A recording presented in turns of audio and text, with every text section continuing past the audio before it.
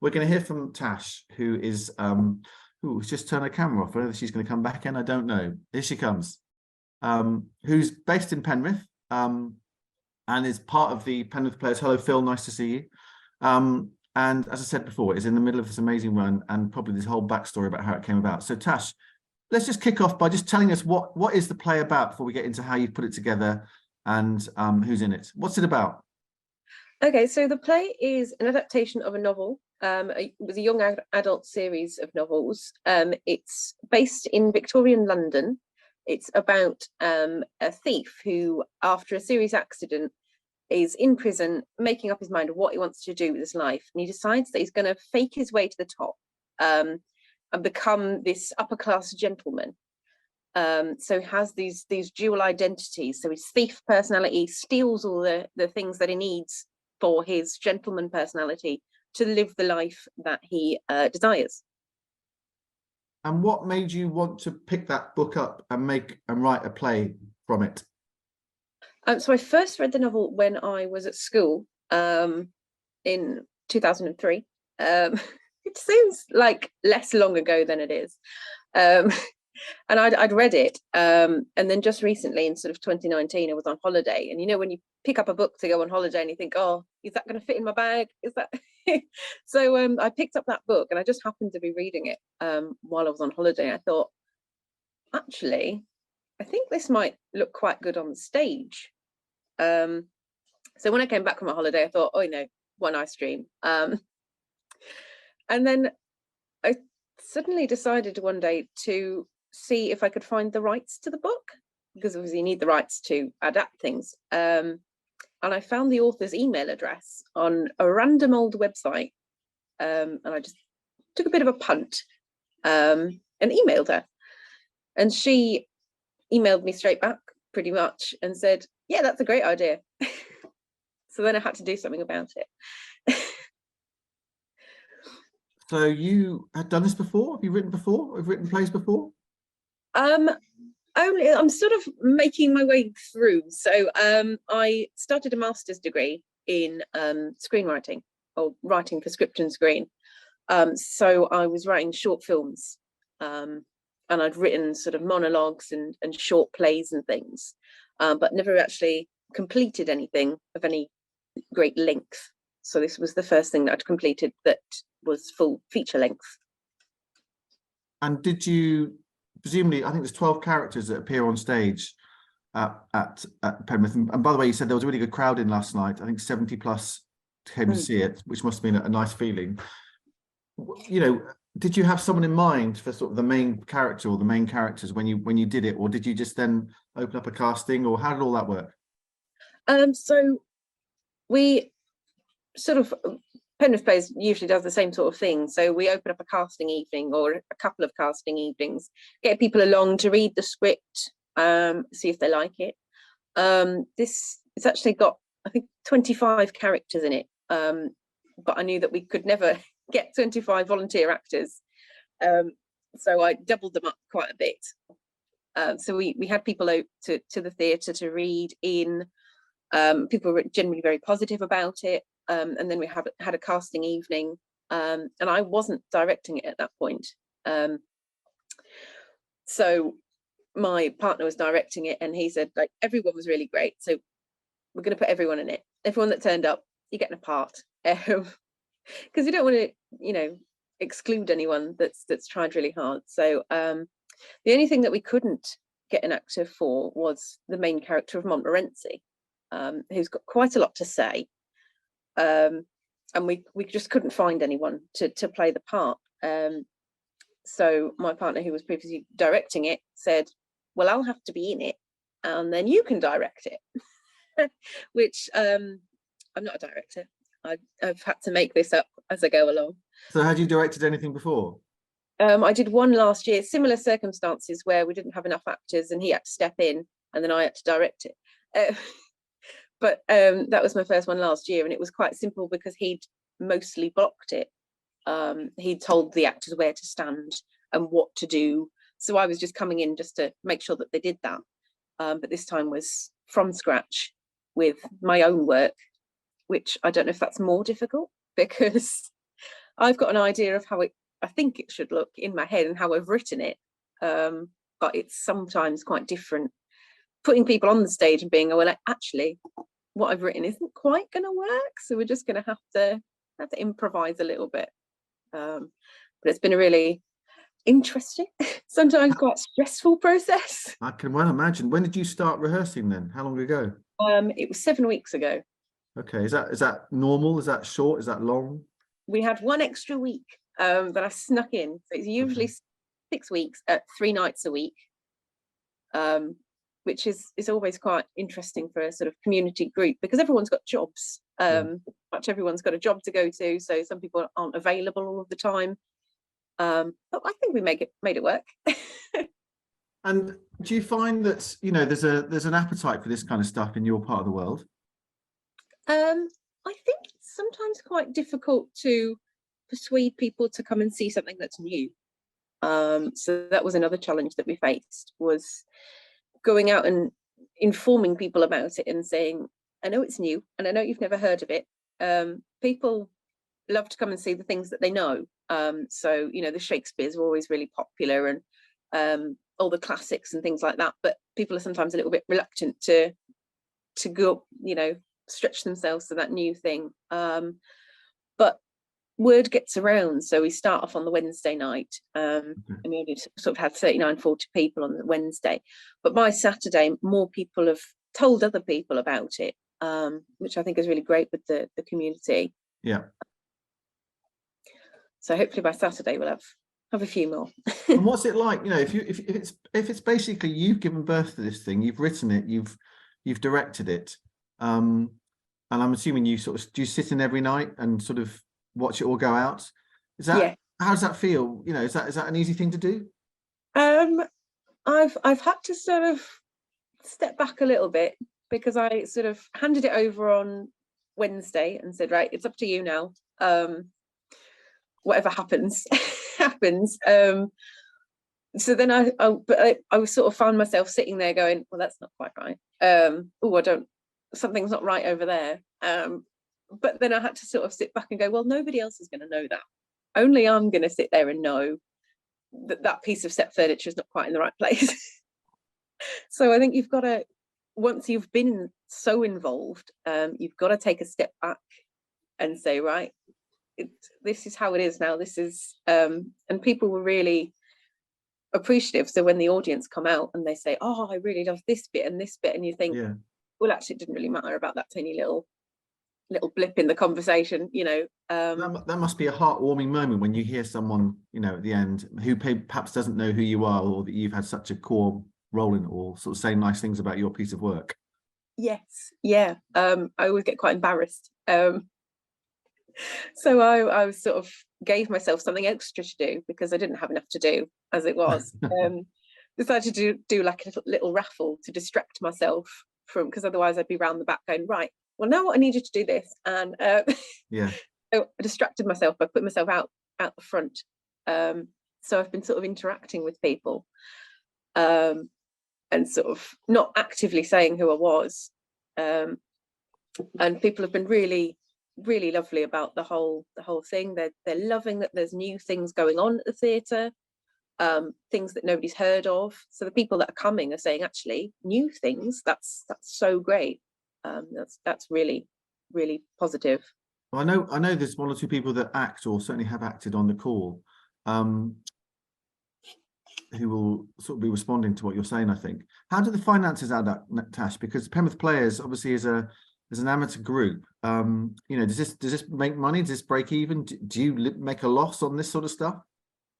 I'm hoping we won't. I've been very tight on the budget. So I've been, you know, obviously we had to buy things as we're going along for the production. But we haven't had to. One of the big things that you usually have to pay out on is royalties for the script, renting the script, buying the scripts. So actually we've saved a little bit of money by not having to do that and not having to pay me, which is, you know, but it's part of the experience. So we've saved a bit of money there, and we've already got costumes and things like that. So I've been saving costs as we go along.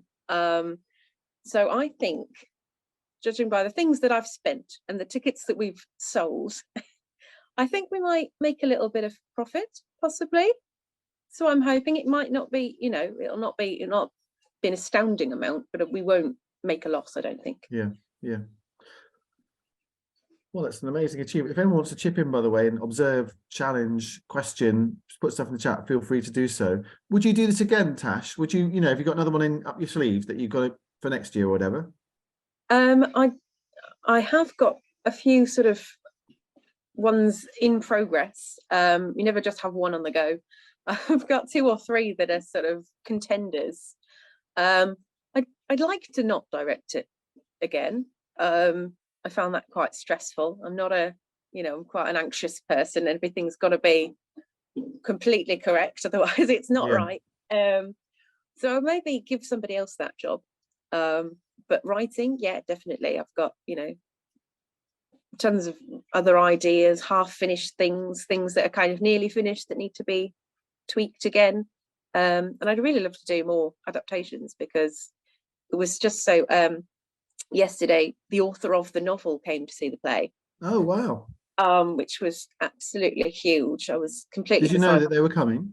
Yes, I knew that she was coming, but the cast didn't, because I thought I don't want to put any more pressure on them. But she was so complimentary about everything that we'd done, and she'd seen earlier versions of the script through the process, and the fact that she was there and she was so positive about it, I was like, oh, this is the biggest praise that I could get. That must have been a real thrill. Had you met her before? No. That's wonderful. I've been exchanging emails with her, sort of saying about the sort of legalities of things, what can I do, what can't I do, and whether she liked the script and things like that. So it was the first time I met her, and yes, I was so thrilled that she was the key person that I wanted to impress, I guess. Yeah, well, you clearly did. That's fantastic. Amy's got a hand up. Off you go, Amy. Yeah, I was just wondering, it sounds like such a lot of work, and I know when you do projects like this, it's a lot of work, and then sometimes it's nice to think, oh, that'll be finished, and I can have a rest, and you don't want to sort of think about it for a while. But I just wondered, what if you wanted to do more with it, what would be the next step? If you wanted the play to be if other people wanted to start performing the play and taking it on, or touring throughout Cumbria or into a bigger theatre, how would any of that work? I would absolutely love if somebody else wanted to put it on and take it somewhere. I've got this big dream that maybe it could go further afield than Cumbria. I mean, London, maybe. Who knows? Somewhere big. I'd love that. So I think the process might be to, I don't know, get in touch with me if you've got a theatre, if you know a little theatre or a big theatre, and you think that might be something that they would want to do, or they want to do it, get in touch. I would be absolutely delighted. Are you connected with Theatre by the Lake at all, Tash? A little bit. They've got quite a creative community that they've, and they're trying to encourage Cumbrian writers to do stuff. Are you across all of that? I'm sort of, I get their newsletter, much like I get yours, and I sort of reached out to the director, Liz Stevenson. Said, look, would you like to come along, come and see it, see if you like it. So I'm sort of getting. Great. Well, the person that, so I'm just saying all the vibes I get from Theatre by the Lake, from both Simon, who's just joined there, and Liz is one on the steering group of this network. Is that they're always interested in trying to see what they can do to help support the Cumbrian infrastructure, cultural infrastructure, particularly when it comes to writing and theatre. So she may or may not come to see a performance, but I wouldn't take her not coming if she doesn't come as a sort of barrier. I think my sort of biggest problem is because I am quite new. It's sort of that networking sort of part of things to sort of say, hey, I've got this thing. Would you like it? Would you be interested in workshopping it? Or so I think that's the biggest thing that I struggle with is knowing the people, contacting the people, and sort of saying, this is what I do. you go. Yeah. I'm quite shy. Well, networks like this can help. Chris has got his hand up. Chris knows a bit about this because he's done a lot of acting. No, I was just going to say, I mean, as you probably spotted, so you're on the Cumbrian Creatives newsletter, are you, from the Theatre by the Lake? And they do these sort of scratch nights where people can showcase work in progress. So, you know, for your next project, it'd be well worth pitching that sort of thing. It seems to be exactly what it's all about, is giving creatives across Cumbria an opportunity to showcase work as they're, you know, emerging. So I think it'd be well worth taking advantage of that. And they also do these walks where you just kind of walk around the lake and have a chat with Liz Stevenson or one of the other people on the staff there. So again, that might be helpful. I was just wondering, given your film back, are you going to make this into a film? I would absolutely love that. Again, I have even less contacts in film than I do in writing. So it's if I could get those sort of contacts, I'm sort of working on networking, going places, going to sort of these film festivals and things, to sort of say, let's do it. And I think that obviously in that instance I would need more permissions from the author, which she seemed quite keen on, actually. Because she was so keen on the adaptation that we did. She said, she sort of alluded to the fact that she maybe wouldn't be too bothered if we managed to make a film of it. So maybe I'll work towards it. Tom will remember better than I, but there's been Cumbrian filmmakers or Cumbrian origin filmmakers have done presentations on these calls, so there is a bit of a network there. Yeah. So Tash, stay in touch, you know, drop me a line if you want me to give you some contacts from people from the network. But yes, totally what this network is about, which is just trying to hook people up and get advice and share ideas, and sometimes little feelers can get going in different directions. So you know, it's a good place to stay in contact with. Thank you, that's amazing. Well, look, thanks for coming on this morning. I know you've got to slip off somewhere, Tash, maybe to do the day job, I don't know. Yes. I hope you have a great Friday night and a great Saturday night as well. I would be coming tonight, but I'm elsewhere this evening because I love the sound of it. I've got a graphic somewhere, but I can't share it with people this morning. But I know Amy's put a link into chat for anybody who's interested in going along or finding out a bit more about Montmorency, an enigmatic thriller, is what I read about it. So good luck. Just congratulations on just getting this far as well, Tash. It's a fantastic achievement. Thank you, and thank you for inviting me to this. Pleasure. There's, you know, this network sounds great. There's people, it seems like there's people from all over, everywhere. So that's brilliant. Well, there's quite a few hoodlums involved. Don't let images, you know, pictures, they can be deceptive. I can't believe that for a second. All right, well, lovely to talk to you.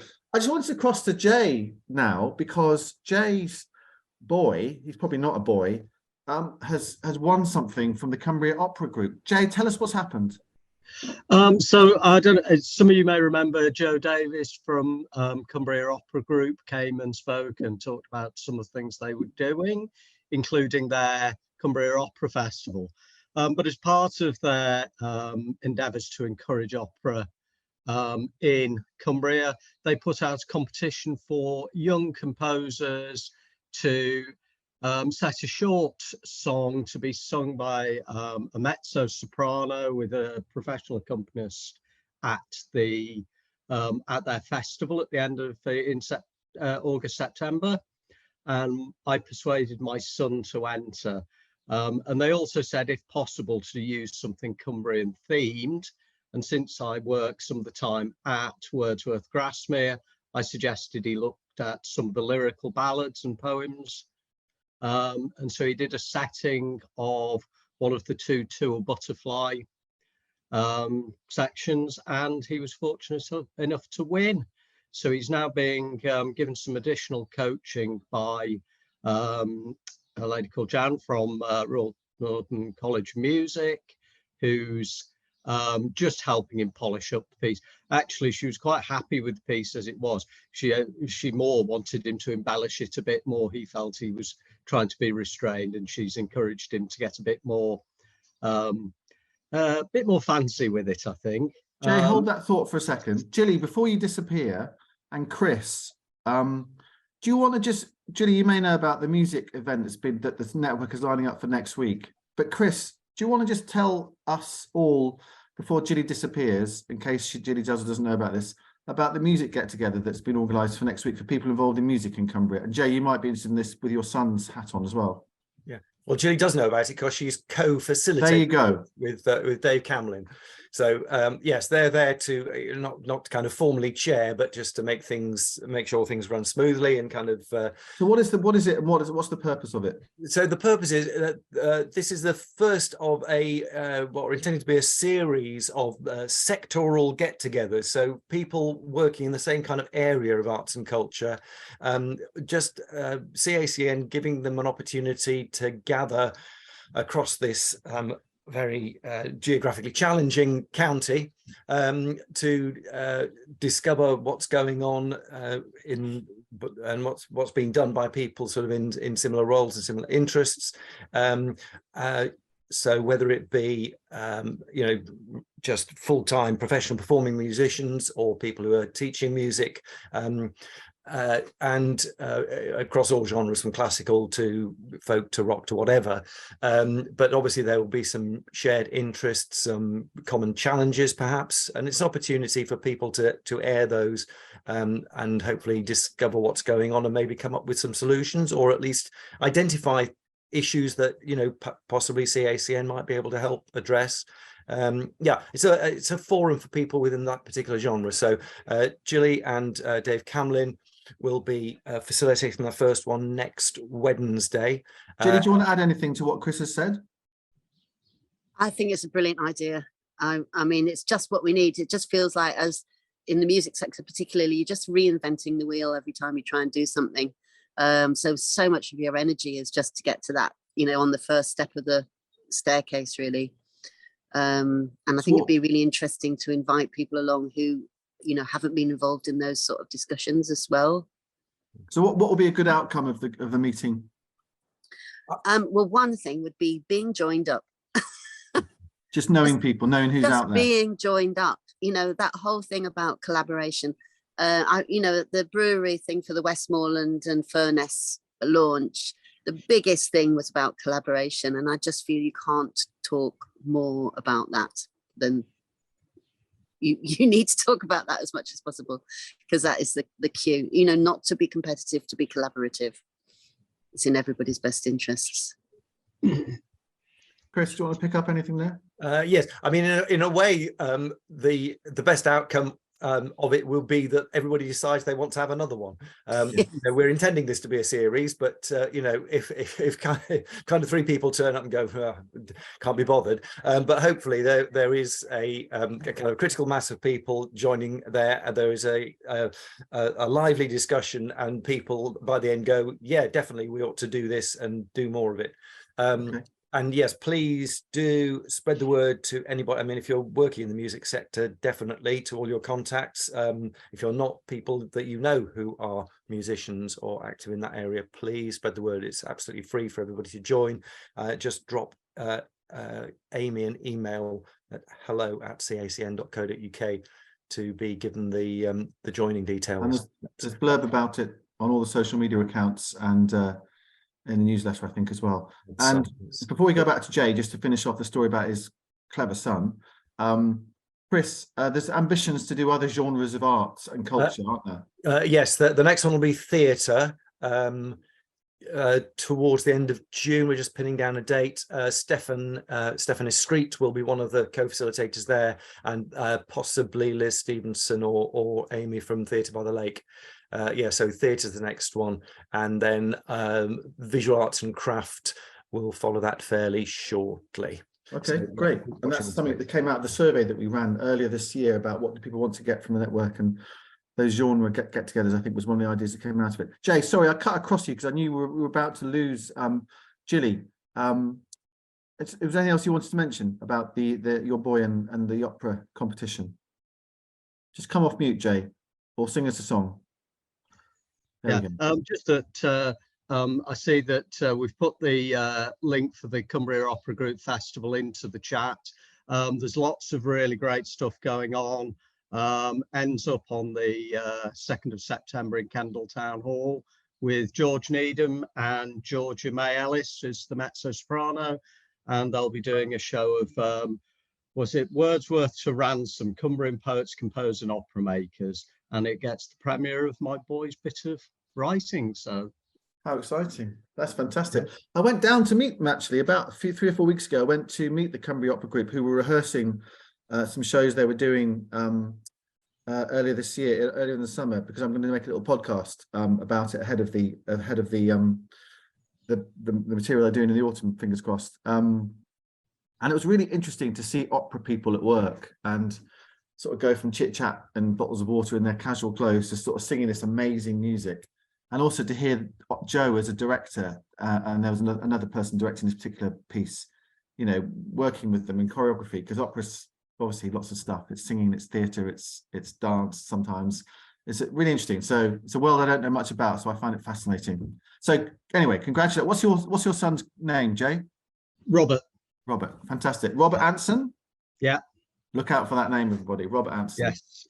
Ambitions to become an opera singer eventually, but at the moment concentrates mainly on choral and a bit of show stuff. Great. Okay. Thank you, Jay. We're going to hear about some little film commissions that Wordsworth Grasmere are offering in a second. But Annie, do you want to tell us about something that's coming up at Sunbeams, I think this weekend? It is. Thank you, Tom. Yes, we have one of Europe's leading guitar quartets here on Saturday evening at 7:30. They are amazing. They're called Aquarelle. We've known them since they performed with Live Music Now many years ago, but they've played all over the world since then. They are quite superb. They've been nominated for Grammy Awards for their 5 albums. They've played in Bridgewater Hall, Wigmore, Royal Albert Hall. So we're really honoured to have them here at our Sunbeams Music Centre. And they're great friends. They're lovely, 4 great blokes. And they have really good crack as well. But their music they're real virtuoso performers. So if anyone's free and not going to the Playhouse, I'm sorry it clashes, on Saturday, do come. It'll be a fantastic evening which will inspire everyone.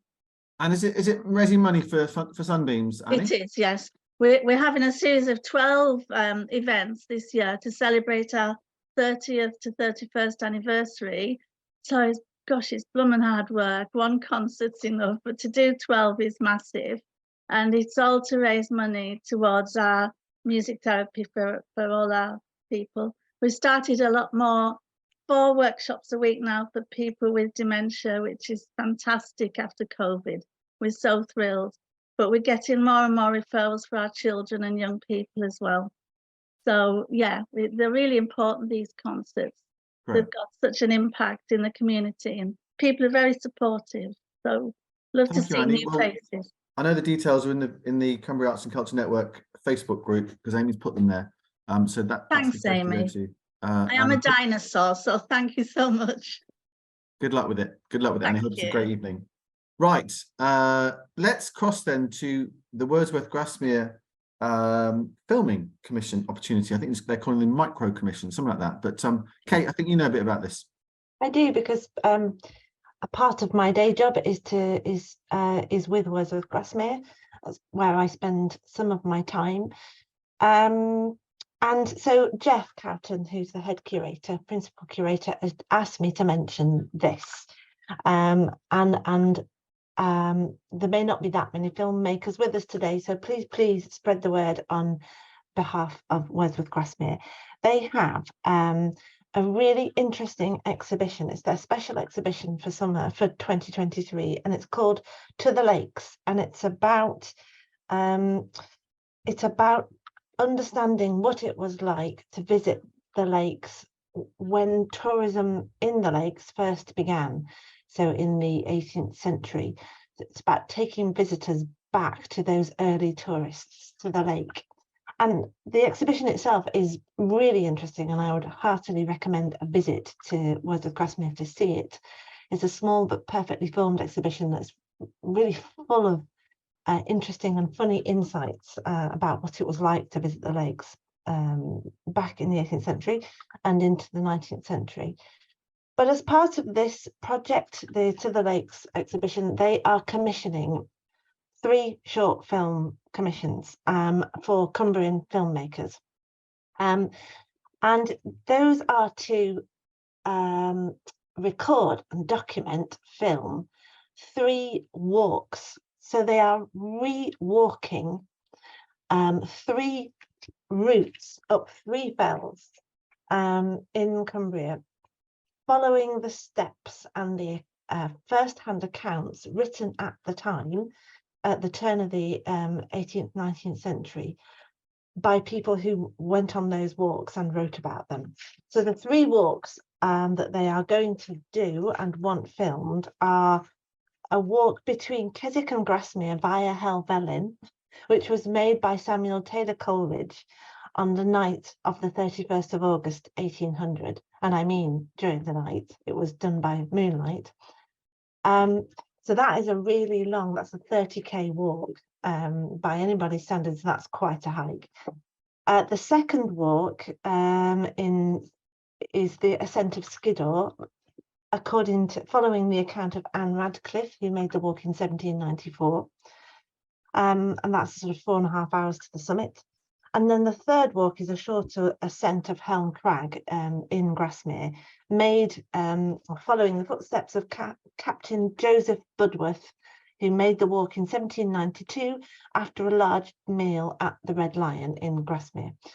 So as part of the brief for this commission, they've included in the pack the actual accounts, the written accounts made at the time, as a sort of inspiration for the people considering the commission.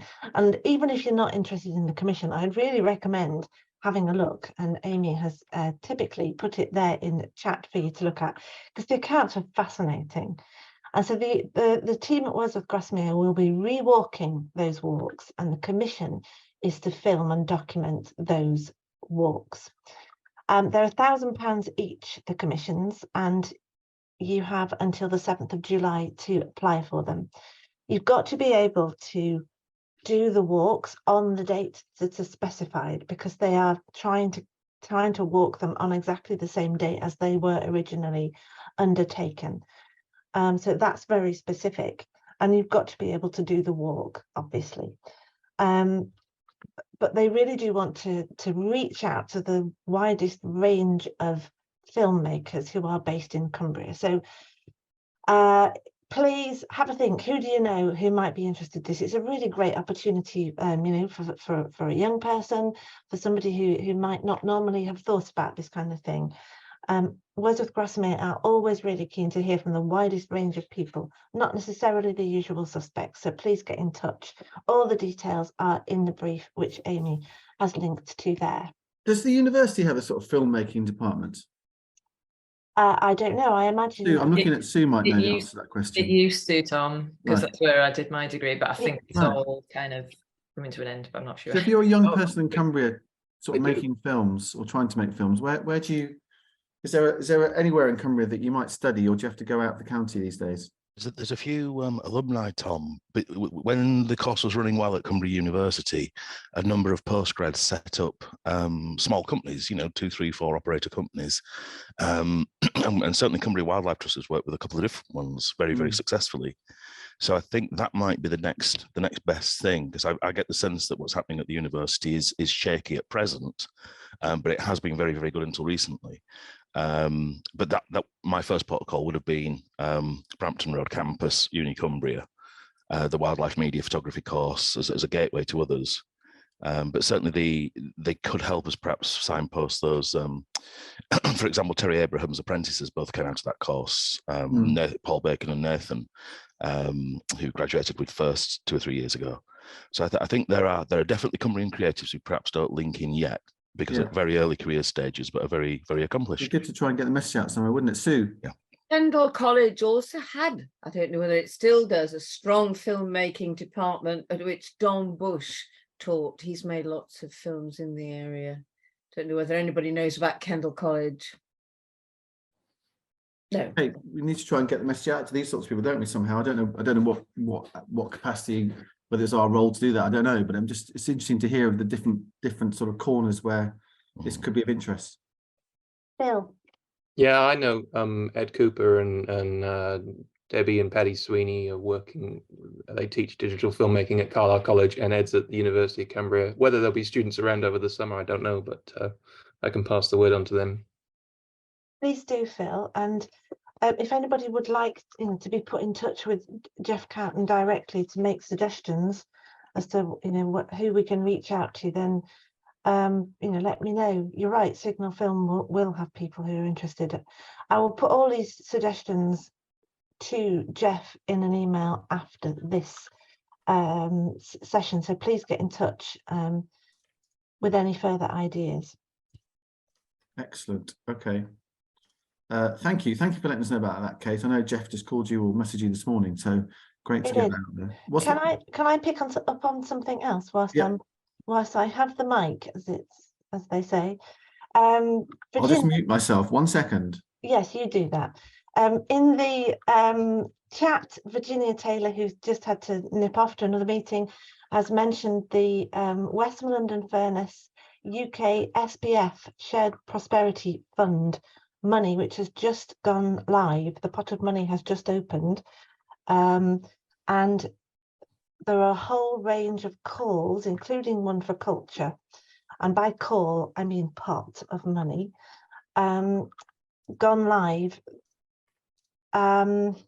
Basically it's money that is available to cover a whole range of different activities, and I would recommend that you have a look online. I'm going to put the link in chat now, but it's a very, very tight deadline. But if you are working in Westmoreland and Furness, obviously that covers Eden down to Barrow, then please do have a look at this.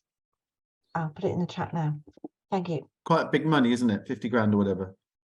The minimum you can apply for is 50,000, and there are a number of different pots. Some of it is about volunteering, some of it is about culture, but there are a whole load of other pots as well. Some of it is specifically capital money for in rural areas. There's lots of different pots that are worth exploring.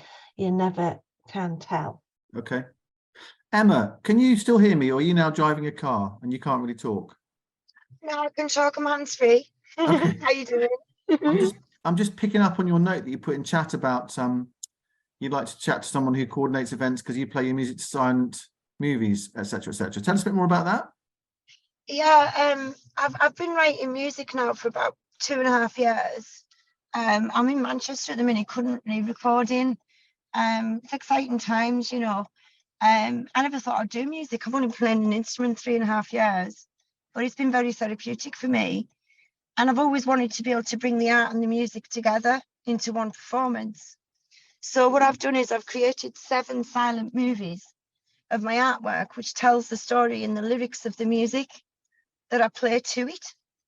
So it's wholly visually and audially all mine. And I just absolutely love it, you know, because it's just it's nice to bring something you do all together into one product. And I love to share it. I recently did it for the Eskdale Art Show last Friday. And it went quite well. I mean, obviously people are there to look at the artwork. It was nice and pretty to be there as a side thing. But I'd really love to be able to do it a bit more. But I'm a bit shy about approaching people. So thank you for asking me about it, because I've like sort of put my little feelers out there. I really appreciate you getting me up. Where are you based, Emma, if you're not in Manchester? I'm in Egremont most of the week. 2 days a week I'm in Manchester recording at the minute, and I'm running an open mic night here as well. Okay. But obviously, you know, the rest of the time I'm still in Cumbria, in Egremont. Yeah. Okay, all right. Yeah. Well, when you got a second or two, Emma, if you want to just drop me a line with a sort of a few more thoughts, and then we'll see whether we could, you know, talk about it a bit more on a call. No problem. Sounds interesting. I appreciate that. I'll send you an email with a short video so you can see what I mean. It's beautiful. As Amy's just put in chat, which you probably can't see, Gilly at Blue Jam, who was on the call earlier this morning, might be a good starting point for you if you haven't contacted her already. No, I appreciate it, because I've always been very shy about the music because I've been a learner, but I've got to a point now where I've got over my nerves. I had alopecia last year because I was so nervous. I lost a clump of hair around here, a big circular bald patch, you know, like the top of a monk's head. And it was just nerves. But you know, I've always been a nervous person, and I'm just thrilled to be part of life and combating it, you know, because I spent most of my life hiding. Well, you're not hiding anymore. That's great. And it's great to have you on the call. And Thank you. I think a lot of people who are involved in art, and, you know, there comes a stage with making art, be it music, be it one of Chris Dennett's amazing machines, be it, you know, Jay's son singing a song, be it Sue doing some performance, where you actually have to go public. Well, you don't have to, but you might choose to go public. And that's a big moment for everybody, isn't it? Especially the person behind. I was thinking of Tash earlier, who's obviously left the call. You know, to have your writing of a play put on stage for the first time in front of an audience must be quite an extraordinary experience. So, you know. Yeah, I mean, I've been gigging with just the music, you know, I mean, that's been going quite well. I've released 4 singles as well, but I've always been looking for an alternative way of bringing everything together. And so I've learned how to do video techniques. The only sad thing is that I didn't really understand what I was doing when I was imaging the paintings, and a lot of them are sold now, so I can't bring them back and get them properly photographed. But it's a lesson for the future, you know, because obviously it'll only go on a small screen, it won't go on a big theatre screen. But a big TV, it looks fine. But if I'd have known, we would have had better images. But there you go. I'm conscious you're driving a car, Emma, so I'm going to let you drive your car and go back onto mute. Thank you for sharing that with us. And we'll perhaps talk some more in due course. Does anyone else want to chip in with anything else this morning? Because we're just going to finish with Amy's got a little graphic of her lovely art crit group, which talked last week when I wasn't on the call. They've got an exhibition coming up, so we're going to conclude with that shortly. But anything else? Anyone else? Any more? I feel like we've covered quite a lot of stuff this morning. Hi. Hi, Lavinia. Hi. Yeah, I just sent an email over. I'm taking part in the Landmarks Festival on the 16th of June, where I'll be exhibiting some of my pieces of artwork based around wild water swimming. It's a weekend event where Ganyam, who have just kind of got established in Kendal, they're based off the edge of Shap Road. I did send the visuals through, but I can't seem to share anything on chat.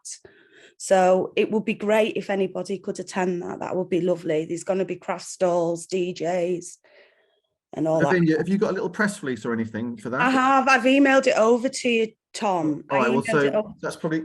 Does that go through to the hello@cacn.co.uk address? Yeah, I think it's just come through just now. Oh, great. So I haven't had time to look at it yet, but I have got it. Thank you. So we'll pick that up, Lavinia, and we'll stick it into the newsletter and on the social media accounts. When is it again?